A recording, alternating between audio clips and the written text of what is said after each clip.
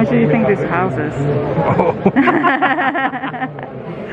That's, wow. Do you think it's out of our budget? It's definitely out of our budget.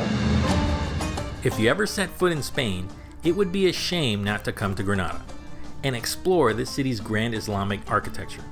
Get a taste of its incredibly complex cultural beauty and get lost in its lively neighborhoods. We certainly left wishing we could savor it a little longer. Here are our 5 favorite areas to explore in Granada. Our first stop is pretty obvious. You just can't be in Granada without visiting the Alhambra.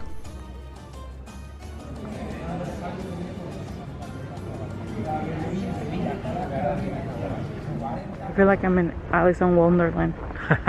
Hello? Yeah. I think because the hedges are really big. Yeah. They're really tall. Well, they are big too. Beautiful so far. We kind of freaked out because we thought that we needed to have our passports to get in here.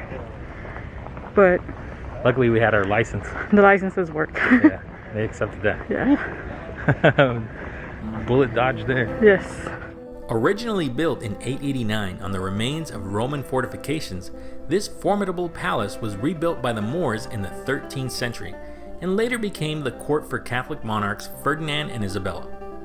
Interestingly though, we were intrigued by this magical place after watching a Korean drama called Memories of the Alhambra. Yes, we know, but the Alhambra is even more breathtaking in real life.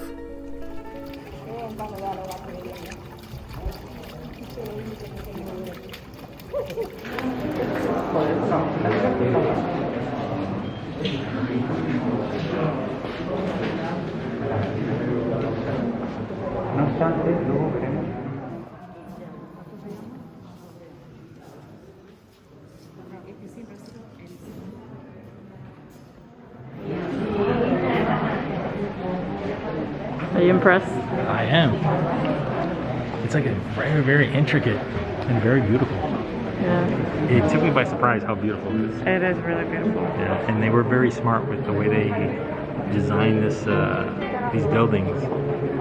Yeah. It's like really hot outside, but inside of here, it's nice and cool. Like you can feel the breeze a little bit. Yeah, right? the way they designed it is for like airflow and to maintain it cool, which is really nice.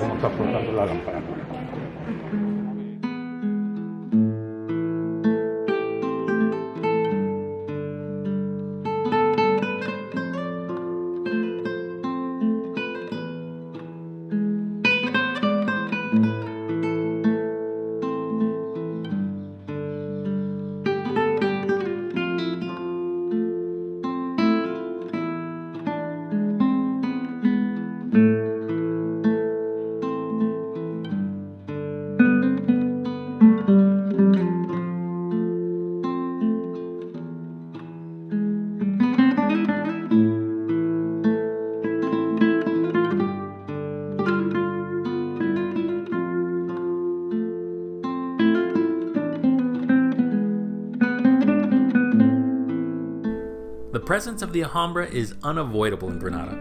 It can be seen from nearly any corner of the city. Writer Matthew Bremer explains that poet Federico Garcia Lorca described the Alhambra as a jasmine of grief, a Moorish teardrop from the watery eyes of history, a shrine to what the city in much of modern-day Spain once was.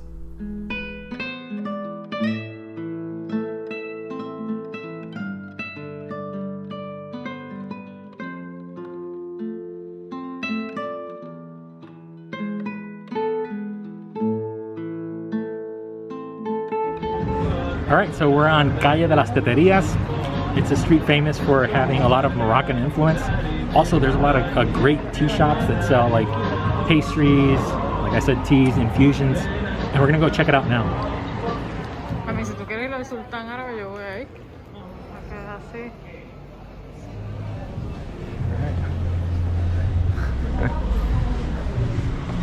Hey, you found the Casbah, right there.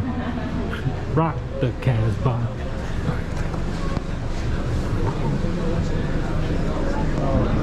I love street like this because it just transports you to a different world.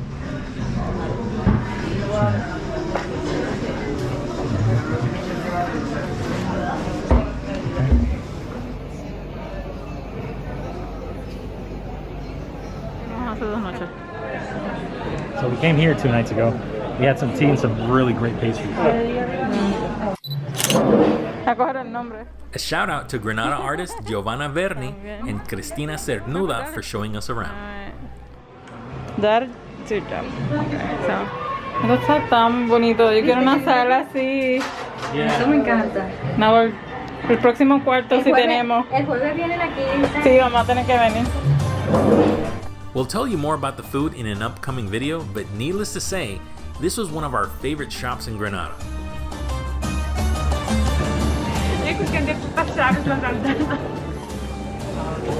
El cramos. Sí, esto. Carmos, yeah. Like flowery.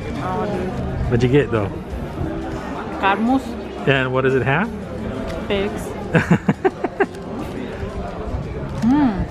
Crumbly. It's crumbly? Yeah, this street has some really good pastries. Yeah. I actually like figs, so. Yeah, I had to get it. It's kind of like a fig Newton. Yeah, but fancier. It doesn't do the name justice, but yeah, it's like a fancier fig Newton. I like it. Definitely don't miss this street called Calle Caldería Nueva to do a little shopping and sample Moroccan treats and classic dishes. And now, on to the next place.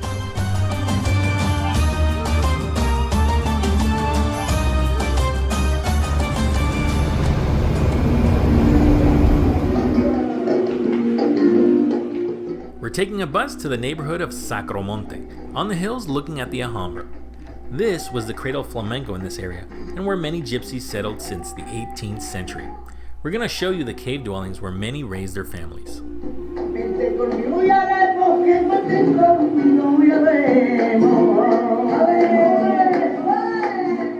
Alright, so we're here at Museo de Cuevas de Socromonte. I hope I say that right.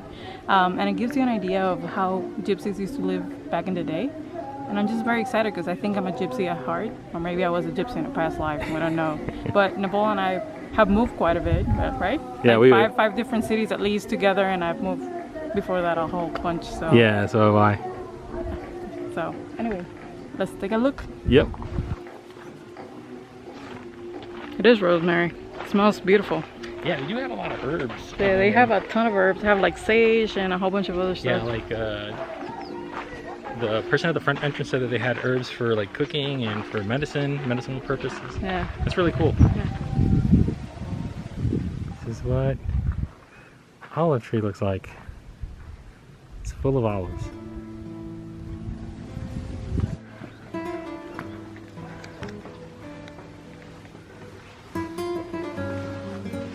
Wow. So this is better than MTV Cribs. You should do a tour. I actually love dwellings like this, like cave dwellings. One, because they're very, like, they stay cool. The only problem is, like, if it gets cold, then it gets really cold. But yeah, I've always loved the idea of cave dwellings, or a home inside of a cave. Oh, check this out. Mira las como eran antes. Las fotos.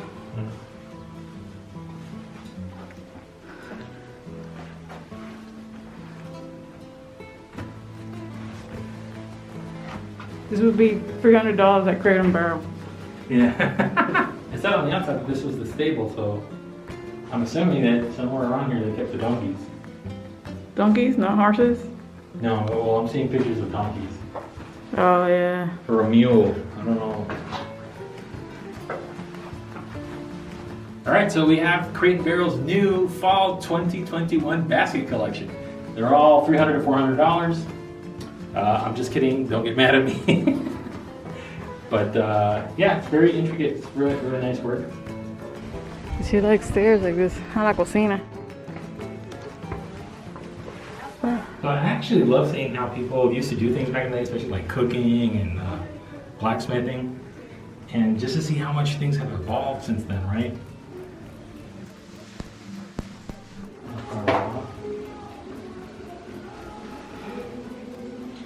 This is a really nice piece of history here. Very beautiful artwork and pottery. just mind the ceiling.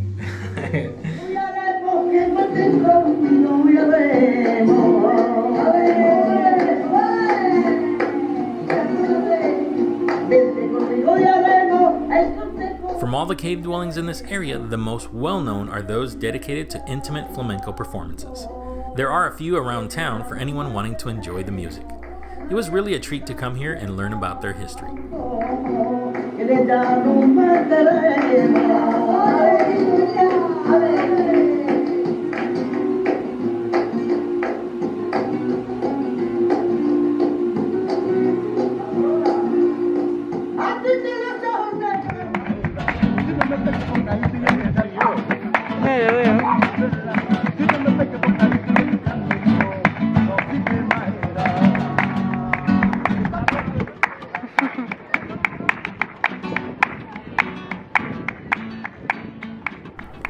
Now, changing views to Mirador de San Nicolas, which we showed you in our previous video. This is in the district of Albaicín. It's well worth it to make some time to explore this area, get lost in the narrow winding streets, the impressive gardens like the ones from Casa del Chapis, and also walk Paseo de los Tristes along the banks of the Darro River.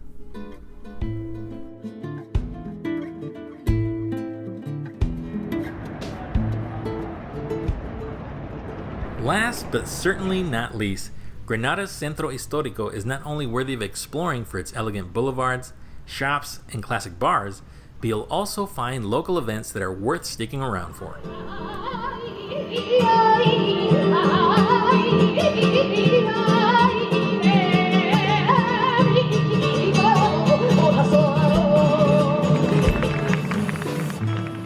You can also check out the old cathedral, which is an interesting contrast with the nearby Moroccan tea shops and stores.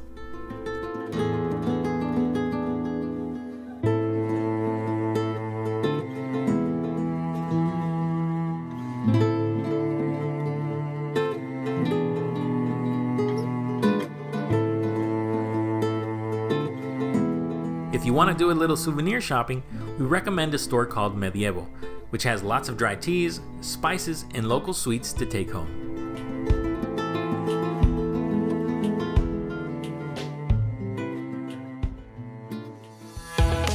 Up next, expect a little food tour of this incredible city with traditional dishes, great bars for tapas and drinks, and of course, sweet treats for good measure. Well guys, thank you so much for watching and stay tuned for more videos in Spain.